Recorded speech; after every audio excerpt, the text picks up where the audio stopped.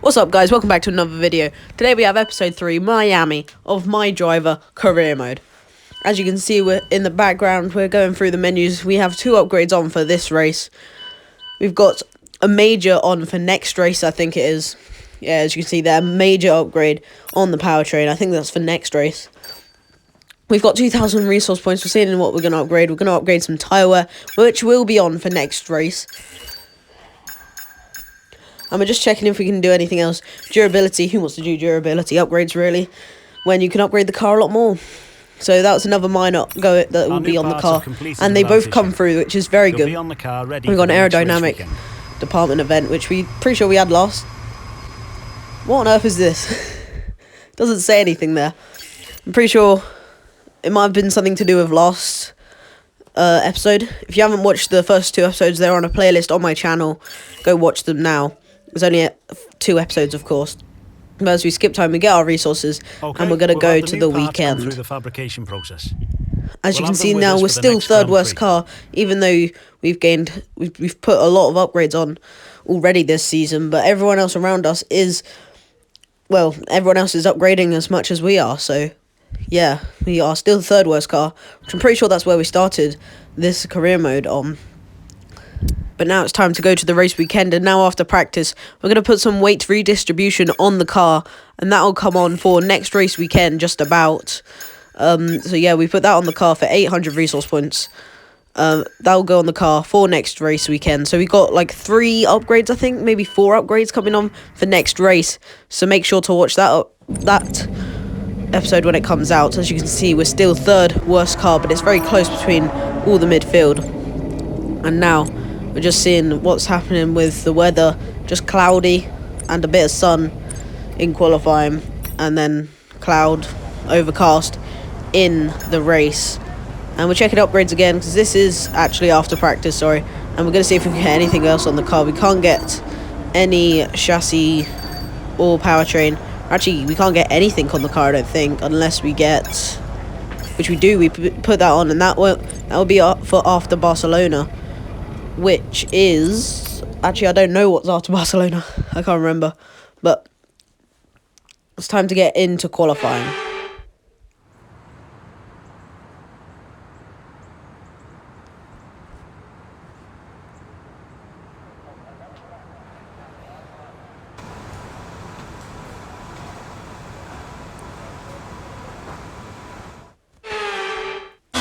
Here we are then for our first qualifying lap.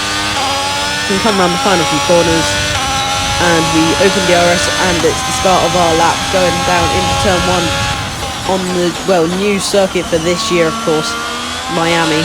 But we go through the first, quite twisty first sector. We are trying to get as close to the walls as possible. Now at the end of the lap, again, going all over the curbs and getting to the line as quick as possible. Open DRS to the line. It's a 131.19. which in the end will put us P12. We didn't go out for another run as we were high up enough, but that we're ahead of our teammate who is in P13. And now Q2, this is our first run. We open DRS, we close it again, and well, we go down into turn 1 again through the first corner. We've got someone right behind us though, which could give them slipstream if it's a worse car, which I know it's a Red Bull, it's Perez, I think, behind us. And now going down the straight, he's probably benefited from that quite a lot. And I think this has been a really good lap for a Haas, really. But I think this has been a very good lap for going through the final few corners. Get on the power. Sergio Perez right behind us, open DRS to the line. It's a 130.376. And of course, Perez going faster than us in the slipstream. We might have actually held him up, really, in the end. But we made it safely through now. But in Q3, we are currently 10th place. Being the slowest of them all. Going through the final chicane, we're very wide, but we use all the entry curve, which is just painted on there to get the best turning line. We hit the wall there, where we've gained 7/10 throughout this lap, and we've gained about half of that going through the chicane again. We open DRS, going all the way down to the penultimate turn on this track, and we're braking into the last few corners, hitting the apex nicely, getting on the power early. And now hitting the final few corners and going towards the line. We gained 7 tenths. It's a 128 something, and it puts us P9, which isn't amazing, but you know, we are in the third worst car. It's a 130.237 in the end. Charles Leclerc top, Max Verstappen second, Carlos Sainz third, and now it's into the race. Formula One has arrived in the Sunshine State for spectacular sunsets, gentle breezes, warm waters, and for what will be a fantastic race day here at the Miami International Autodrome. With great opportunities for wheel-to-wheel battles featuring 19 corners, 3.36 miles long, and expected average speeds of 138 miles an hour, the Miami International Autodrome will be sure to create lots of chances to overtake.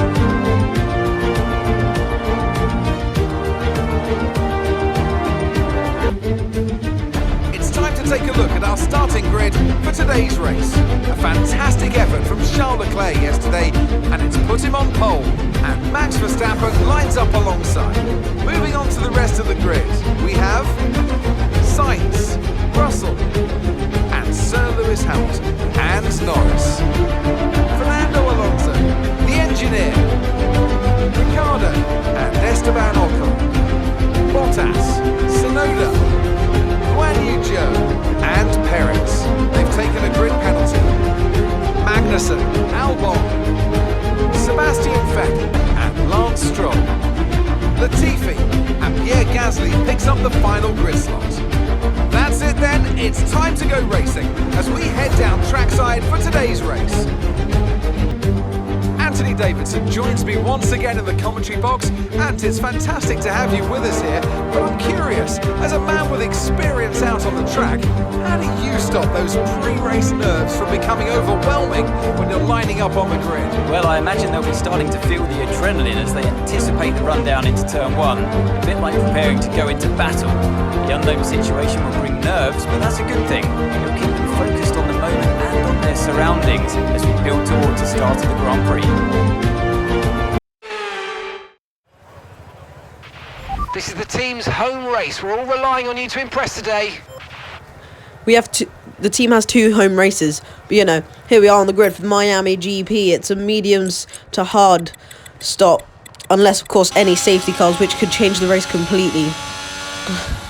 But now we are warming the tyres up on the back straight, on the formation lap, warming up the tyres up very nicely, 81 degrees. But it's going around the final corner. Now we have to get perfect parking. Around us is Ricciardo behind us, or behind him Ocon, ahead of us Alonso and Norris. Of course, Charles Leclerc got pole from Verstappen, and Carlos Sainz third place. Everyone around us is on the medium tyre, and as we do our burnouts are going onto the grid. What will happen in this race? That's why we're here, everyone, for the Miami GP. And how close can we get to perfect parking? We just park it up 0.2 meters away from going over. Alongside us is Fernando Alonso, and here we go to 5 red lights.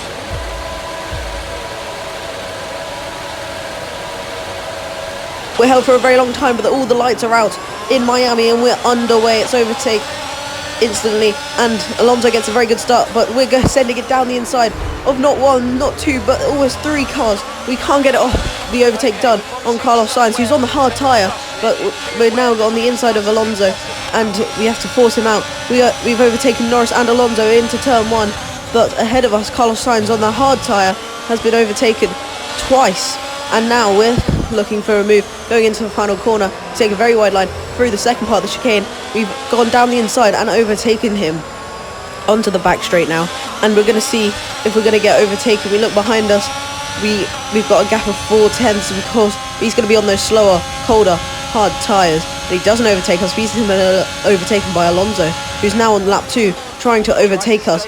He takes the inside line. We try to cut it back, but he doesn't leave us any room to cut back, and it's a very, very dramatic first 2 laps. Lewis Hamilton gets the fastest lap. Now Alonso gets the fastest lap. The Alpine having a lot of pace. DRS enabled, of course, lap 3. Sainz getting a terrible strategy, basically. And now on the back straight on lap 4, we've got Alonso ahead of us. Sergio Perez is out of the race. He's had a mechanical failure in the second sector, but Carlos Sainz is going down the inside of us and almost hitting Alonso, really. But Alonso is pulling away from us, and now Carlos Sainz has overtaken us on lap 4. We've overtaken both of them, but now we're back to where we started in this race. DRS enabled. We use DRS, but we can't get close enough to the Ferrari of Carlos Sainz. I reckon this will be the end of our race with them. But actually, we get a very good exit on lap 7, and we're looking to go round the outside of Carlos Sainz. And now we've got a warning for colliding with him, but we've overtaken him on lap 7 on the back straight, but we don't get DRS. I thought we had DRS there going in through the chicane. I thought we were behind. I don't know where the activation point was, but now Lando Norris is looking to go round the outside of us, but Carlos Sainz is locked up ahead of us, and we've gone through. There's a little bit of contact. We've gone through on the inside of Carlos Sainz. He's overtaken by Lando Norris as well. And now on lap 8, Lando Norris is looking to go down the inside of us into turn 1. He has gone down the inside, but we brake late, and there's contact with the side pod of the McLaren. And now we keep our position somehow on lap 8. Very dramatic last sector, but now lap 9, we're checking our rear view mirrors, and Ricciardo, he's come through the pack and he's overtaken us. Lando Norris is now looking to overtake us as well, but that doesn't happen. We defend from Lando Norris, or do we? Because he's going down the inside now, but we do keep the position. Daniel Ricciardo has overtaken us though, and now we're down to P7 again. Actually no, we keep our P7 basically, as for Sainz with his mistake, which has actually cost him many positions, as he's down to P9 now. And with DRS and ERS enabled, we're going to see if we can overtake Ricciardo now, going down into the final few corners. We're gaining on Ricciardo, but it's not enough into this corner. And now we're going to see if we can get him on the main straight, but we're struggling with traction here on lap 9 on our mediums. We open DRS, but the gap is too much. Lap 10 now, the gap is too far, but now at the end of lap 10 we're a lot closer to Ricciardo. DRS open, we're in the slipstream of the McLaren, and we're going through on the McLaren. We've passed Ricciardo, but he brakes quite late. We leave him the room, and he almost hits us going on the exit of the corner. And now we're side by side. We squeeze him all the way to the inside, but not off track, I don't think. But now lap 12, we're in, as our tyres have completely died, completely fallen off the cliff. And as you can see there, 53%, 54% at worst on our tyres. And as we come into the pits, we're just hoping for a good stop, really. Sergio Perez, of course, the only retiree, as you can see on the left of your screen. The only retiree from this race so far. And that was a fantastic stop, faster than we were expecting. That was our last stop. No more scheduled pit stops. Let's go. now as we rejoin the race, we come out in 16th place out of 19.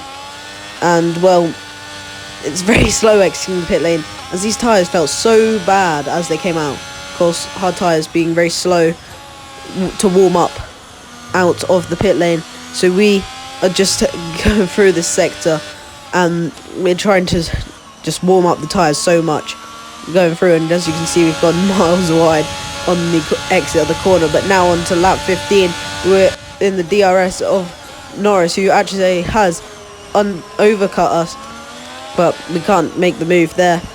And now we have the main back straight.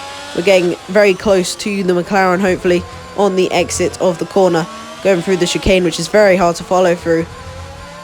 But hopefully we get a good exit here. We use a lot of curb, which is going to hurt the exit. And, well, not everyone's pitted yet on lap 15, of course, the hard runners, but we've got DRS on Lando Norris. Ricciardo had a problem at this point, and that's why he's so far back compared to, well, us. But we can't make the move on Lando Norris, and we're going to see if we can do it again going into turn 1. But now on lap 18, all the hard runners have come out, but we've gone down the inside of Carlos Sainz, who actually did overcut us on that strategy that we called really bad earlier. but now he's going to have DRS going down this straight. And will he immediately overtake us as soon as we've overtaken him? We're going to see, we go down the straight, going towards the corner, and he looks like he's going to go for the racing line, but we're on the inside, and we just slowly squeeze him off and keep the position. But that's hurt our chances of getting DRS off Lando Norris, who is ahead of us. And with Carlos Sainz so close behind us, we might not get, if we don't get DRS here, we might get, well, left by the Ferrari and the McLaren. And now we're going to see we do get DRS, but with no ERS overtake, and Carlos Sainz obviously using it, because down the back straight he's getting very close, and now under braking. Is he going to go for the move? He's gone for the move. We give him the room, but he almost hits us again, like the McLaren earlier of Ricciardo, but we give him so much room and he's gone past now. Lap 22, nothing really has happened since that. Sainz has overtaken Norris.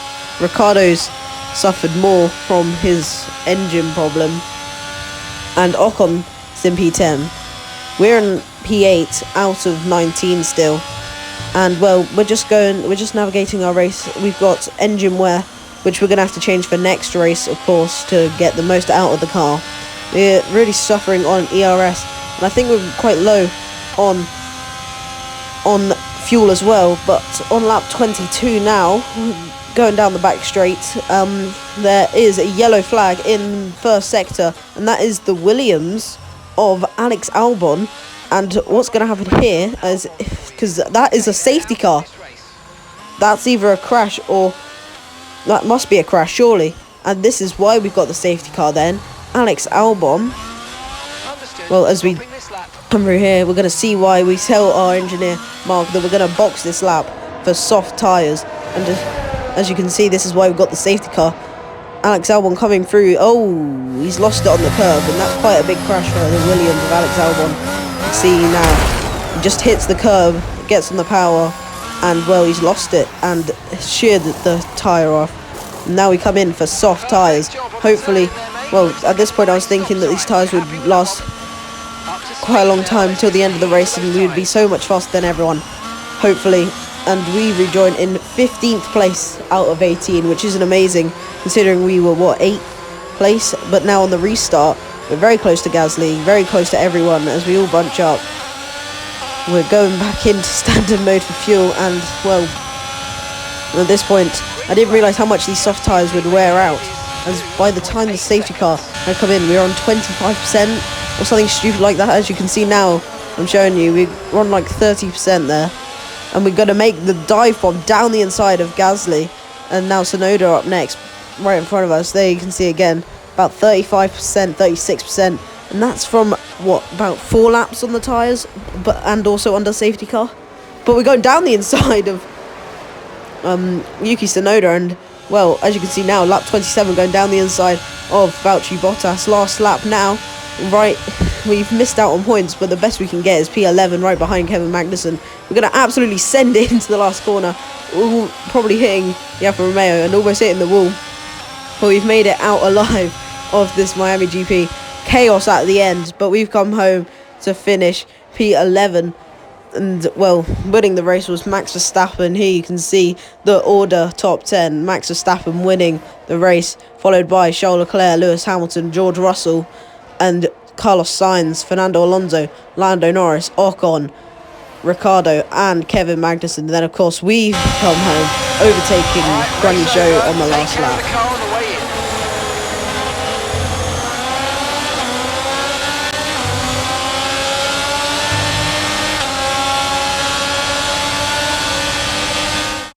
They've done it then. A truly magnificent win here at the Miami International Autodrome.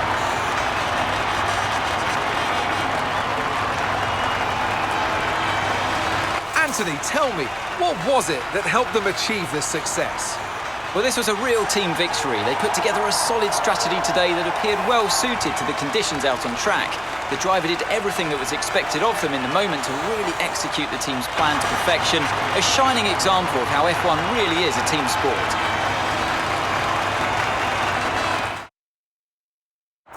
Red Bull put up an outstanding fight for the front position today, and it's great to see it paid off for them. They do so much for the sports that you can't help but be delighted by today's race win.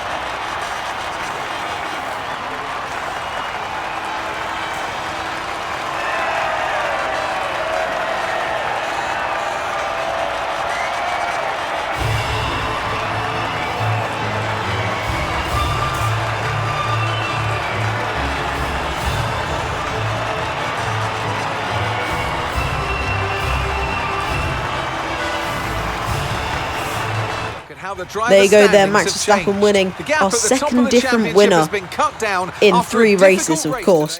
And if you want to go check those videos out, go check them out on my channel. They're in a playlist. But that's all we got time for now. Make sure to like, share and subscribe. And I'll see you all next time for the Spanish GP.